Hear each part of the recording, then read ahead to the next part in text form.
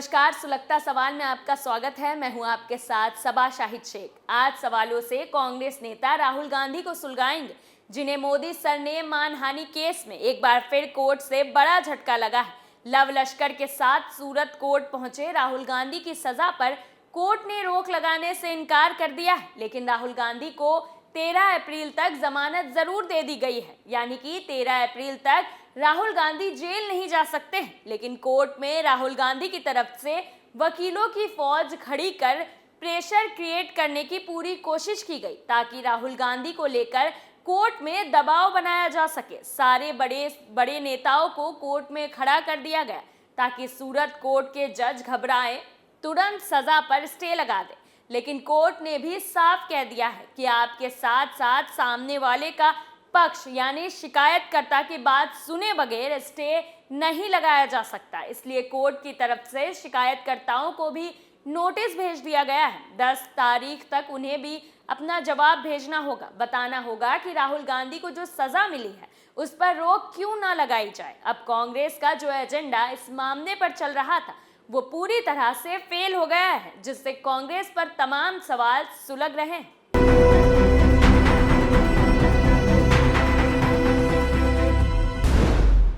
क्या राहुल गांधी की सजा पर लगेगा स्टे?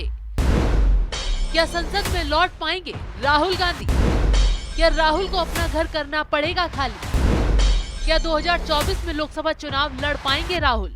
कोर्ट में राहुल गांधी को लेकर उनके वकीलों की फौज ने तमाम तरह की नौटंकी तो दिखाई, लेकिन फिर भी वो राहुल गांधी को बचा नहीं पाए।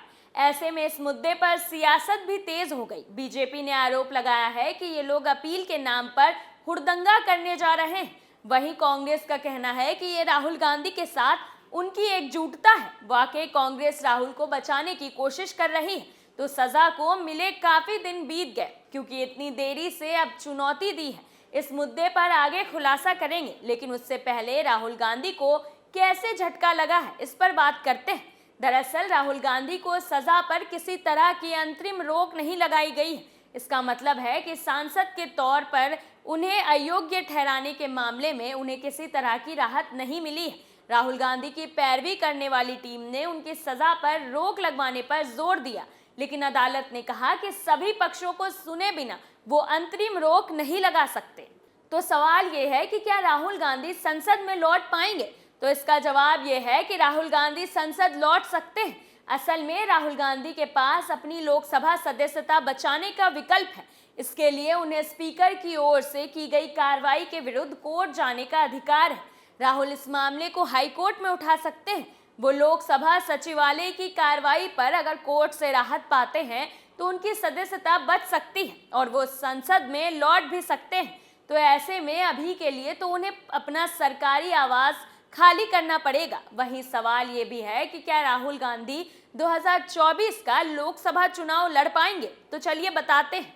दरअसल राहुल गांधी की सदस्यता जनप्रतिनिधि कानून के तहत गई है। इसके मुताबिक अगर सांसदों या विधायकों को किसी भी मामले में 2 साल से ज्यादा की सजा हुई हो तो ऐसे में उनकी सदस्यता रद्द हो जाती है। इसके साथ ही सजा की अवधि पूरी करने के बाद 6 साल तक चुनाव लड़ने के लिए भी उन्हें अयोग्य करार दिया जाता है। इस आधार पर राहुल गांधी 2024 का चुनाव नहीं लड़ पाएंगे, लेकिन अगर उन्हें हाई कोर्ट, सुप्रीम कोर्ट से राहत मिलती है तो वो अगले साल चुनाव लड़ सकते हैं। और अगर बात राहुल गांधी के 2029 के लोकसभा चुनाव लड़ने की करे तो राहुल गांधी के लिए सभी रास्ते अभी बंद नहीं हुए हैं। वो सूरत सेशन कोर्ट के फैसले को हाईकोर्ट में चुनौती दे सकते हैं। अगर हाईकोर्ट या सुप्रीम कोर्ट राहुल गांधी के दोषी पाए जाने पर रोक लगाता है तब तो ठीक है, लेकिन अगर इस पर उन्हें राहत नहीं मिलती है तो राहुल गांधी 8 साल तक चुनाव नहीं लड़ पाएंगे। यहाँ ये समझना जरूरी है कि राहुल गांधी को सूरत सेशन कोर्ट से मिली सजा पर भी राहत पानी है और स्पीकर की ओर से की गई कार्रवाई पर भी। अगर राहुल गांधी की याचिका पर हाई कोर्ट या सुप्रीम कोर्ट सजा पर रोक भी लगा देते हैं तब भी उनकी सदस्यता बहाल नहीं होगी। इसके लिए जरूरी है कि राहुल गांधी के दोषी पाए जाने पर भी रोक लगे। अब भविष्य में उन्हें वायनाड सीट का क्या होगा? दरअसल सांसद या विधायक का निधन होने या फिर विधायकी जाने के बाद उस सीट पर उपचुनाव होते हैं। जनप्रतिनिधित्व कानून 1951, इस कानून के सेक्शन 151A के मुताबिक कोई भी सीट लोकसभा या विधानसभा की अगर खाली होती है तो 6 महीने के अंदर उस सीट पर चुनाव कराना जरूरी है। ये तारीख उस दिन से लागू होती है जिस तारीख से वो सीट खाली हुई है। अब अगर राहुल गांधी को अदालत से राहत नहीं मिलती है तो राहुल गांधी की वायनाड सीट पर फिर से चुनाव कराए जा सकते हैं। वहां 6 महीने के अंदर फिर चुनाव होंगे। संविधान के मुताबिक आम चुनाव होने में अगर 6 महीने से ज्यादा का समय है तो उपचुनाव होना लाजमी है, क्योंकि आम चुनाव 2024 में होंगे। इससे पहले 6 महीने के अंदर केरल की वायनाड सीट पर उपचुनाव होंगे। ऐसे में कहा जा रहा है कि क्या राहुल गांधी का सियासी करियर खत्म हो गया है? खैर, ये पूरी तरह राहुल गांधी के ऊपर है, लेकिन अब इस मामले के बाद उनकी साख और गिर सकती है। दूसरा, अगर वो सदस्यता जाने के ही मुद्दे को भुना ले और कोर्ट से दोनों मोर्चों पर राहत पा लेते हैं तो ये उनके लिए एक पॉजिटिव फैक्टर साबित होगा। और अगर राहुल गांधी को कहीं से भी राहत नहीं मिलती है और उनके 8 साल तक चुनाव लड़ने पर रोक लग जाती है, फिर तो राहुल गांधी का राजनीतिक करियर खत्म हो जाएगा और ऐसे में राहुल गांधी को बस राजनीतिक वनवास पर इटली में ही रहना पड़ेगा। इसके साथ ही सवाल ये भी उठ रहा है कि क्या राहुल गांधी कांग्रेस अध्यक्ष का चुनाव लड़ पाएंगे? दरअसल लोकसभा की सदस्यता जाने और मोदी सरनेम मामले में दोषी पाए जाने के बाद भी राहुल गांधी कांग्रेस के अध्यक्ष बन सकते हैं। सोनिया गांधी सदस्यता जाने के बाद भी कांग्रेस की अध्यक्ष रही थी। कांग्रेस के अध्यक्ष पद का चुनाव CWC की निर्धारित गाइडलाइन के जरिए होता है, तो ऐसे में अभी राहुल गांधी की राह आसान नहीं। तो अपने किस बयान पर राहुल गांधी फंसे हुए हैं, चलिए पूरा मामला भी बताते हैं। दरअसल राहुल गांधी ने 13 अप्रैल 2019 को कर्नाटक में चुनावी रैली में राहुल ने मोदी सरनेम पर विवादित टिप्पणी की थी। उन्होंने कहा था कि नीरव मोदी, ललित मोदी, नरेंद्र मोदी सबका कॉमन सरनेम क्यों है? सभी चोरों का सरनेम मोदी क्यों होता है? राहुल की इस टिप्पणी को लेकर बीजेपी विधायक पूर्णेश मोदी ने उनके खिलाफ मानहानि का केस दायर किया था।